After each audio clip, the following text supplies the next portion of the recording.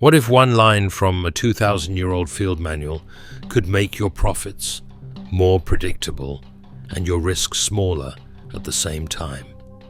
Sun Tzu wrote about war, but the generals who followed him quietly used his rules to build supply chains, fund campaigns, and protect treasure. Their playbook doubles as a blueprint for wealth. I am Simon, and today I will pull his ideas out of the dust and apply them to money, business, and personal success. Stay with me, because a little later I will share a 90-second pre-battle checklist that shows whether a plan is ready to win before you spend a pound. Sun Tzu begins with positioning. He says the clever general wins by choosing where and when to fight. Translated to wealth, this means you choose deals where the odds are already tilted toward you. Do you control a distribution channel? Do you own an audience or a skill with scarce supply? Do you have favorable terms others cannot match? The profit is set long before the first sale because your position decides the price you can charge and the costs you must carry. Now here is the real secret hidden in plain sight. The victorious army wins, then goes to war. The defeated army goes to war, then seeks to win. Investors who follow this rule pre-negotiate advantage before they commit capital. They line up a customer before building the product. They secure a supplier credit line before launching a marketing push. They close the talent hire before they accept the big contract. If you cannot stack the deck in your favor in advance, you are not in position, you are gambling. Another lesson is terrain. Every market is a landscape with highs, lows, and choke points. Hills are brand advantages, rivers are regulations or logistics. Narrow passes are bottlenecks where a small gatekeeper controls a wide road. The cheapest path to wealth is to claim a pass no one else notices. Pick a niche where speed and service beat size. Own a narrow slice, then expand along the ridge, not across the swamp. Sun Tzu obsesses over supply lines. Without grain, even the bravest soldier starves. In business, this is cash flow. Turn inventory faster, shorten your cash conversion cycle with deposits, subscriptions, or milestone billing. Make your money return from the field quickly so it can be sent back out again. Wealth is not only how much you make per order, it is how often you can repeat the order. He also teaches tempo. Seize the first move when the odds are fair. In modern terms, shorten the time from idea to test. Replace long bets with short cycles. Ship a simple offer in a week. Measure response. Adjust and relaunch, compounding lives in cycle time. 4 small profitable turns can beat one impressive but slow win. Deception for Sun Tzu is not lying, it is narrative control. He shapes what the enemy expects to see. In markets, narrative builds pricing power. Tell a clear story about outcomes, not features. Replace vague claims with proof, demos, and before and after results. The moment buyers believe your solution removes risk, they stop asking for discounts and start asking for delivery dates. Spies are Sun Tzu's unfair advantage. In wealth building, intelligence means signals from the front. Track a few leading indicators that move before revenue does, such as demo requests, trial activations, or supplier lead times. Interview customers weekly and ask what they tried before you. Study the refunds and the objections. Good decisions compound when information is fresher than your competitors. He also warns against long sieges. Protracted campaigns drain resources and morale. Translate that to your calendar. Do not trap capital in projects that cannot pay back soon enough. If a plan needs constant force to move, the terrain is wrong. Either change the route or change the goal. Strongholds matter. Sun Tzu fortifies positions that must not fall. For your finances, that means reserves and insurance. Hold a cash buffer that covers the dull but vital costs which keep your engine running. The point is not fear, it is freedom. Reserves buy you time to be brave when others must be timid. Finally, he urges leaders to cultivate calm. Panic spreads faster than any rumor. In business, the cheapest way to raise performance is to lower unnecessary noise. Decide in writing how you price, how you refund, how you prioritize work, and who is allowed to change the plan. Clarity is a silent force multiplier. In a moment, I will give you that quick pre-battle check.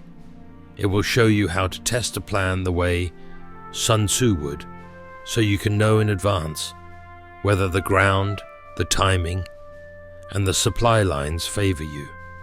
But first, remember this loop. Position before promise, cash flow before glory, tempo before scale. If you adopt those three in the right order, you will feel the same quiet confidence the old generals carried into every campaign. Begin with the 90-second pre-battle checklist. Read it out loud before you commit a penny. Ground. Do you hold a position that tilts the odds, such as a captive audience, a unique license, a protected channel, or a speed advantage? Objective. Is the outcome measurable in revenue or savings, not vanity? Enemy. What exactly would stop this from working? Weather. What external headwinds must be allowed for? Supply lines. How fast does money come back? Do deposits, subscriptions, or milestone payments shorten the cash conversion cycle? Intelligence. What signals will move first and tell you to advance or pause? Forces. Do you have the people and tools to execute now, not in theory? Morale. Can the team run this plan without burning out or breaking promises to customers? Time. What is the shortest path to a decision? A week-long test beats a month of meetings. Terrain. Which narrow pass can you own that competitors ignore? Firepower. Where will one precise effort create disproportionate effect, such as a single irresistible offer to a well-chosen segment? Exit. If the ground proves bad, how do you withdraw with minimal loss and with your reputation intact? Run the checklist and a pattern appears. Winning plans front-load advantage, shorten distance to money, and protect reputation. The defeated plan, in contrast, asks you to improvise later. Sun Tzu would say, do not accept battles that require heroics. Choose ground that requires competence, then repeat. Let me show you how this works in the modern market. A small software firm thinks it needs a huge launch. Instead, it takes the high ground of an overlooked niche, mid-sized exporters who struggle with customs paperwork. Before it writes code, it pre-frames the market by recording 5 interviews with operations managers about lost time and penalties. It wins a letter of intent for a paid pilot at a modest price. The firm secures a supplier credit for data access, hires a single specialist, and commits to a 4-week build. Deposits cover the first sprint. The cash conversion cycle is measured in days, not months. Cycle 1 produces a working demo. Cycle 2 adds compliance reports. Each turn returns cash and stronger proof, setting a higher ground for the next sale. Here is the unexpected twist from Sun Tzu that most founders skip. Attack the plan, not the person. When a deal fails on paper, not in public, you keep credibility intact. The general tests by maneuver before he tests by battle. In money terms, you trial a small paid engagement, you edge onto the bridge, you feel the weight of the structure, then you commit the caravan. Another overlooked lesson is concealment. The wise general hides strength with ordinary movement. Translate that to business. Run quiet pilots that generate real results while competitors burn attention on noisy launches. You are not invisible because you are weak. You are invisible because you prefer compound interest to applause. When the ground is truly yours, you reveal the standard and scale with confidence. Sun Tzu also writes about command. He insists on clear roles and simple rules. Your modern version is a one-page doctrine that answers 4 questions. Who do we serve first? What do we promise and at what price? How do we handle risk and refunds? What will we never do, even when tempted? Doctrine reduces friction, and reduced friction increases tempo, which increases cash velocity. Now the pricing move. Sun Tzu tells us to strike where the enemy is unprepared. In markets, that is a bundle your rivals cannot deliver quickly. Pair speed with certainty. Offer a paid diagnostic with a guaranteed start date, a money-back promise if findings miss, agreed metrics, and a credit toward implementation. You have turned risk into advantage. The buyer moves because the terrain is safe and the bridge is short. Before we close, run the checklist once more, faster.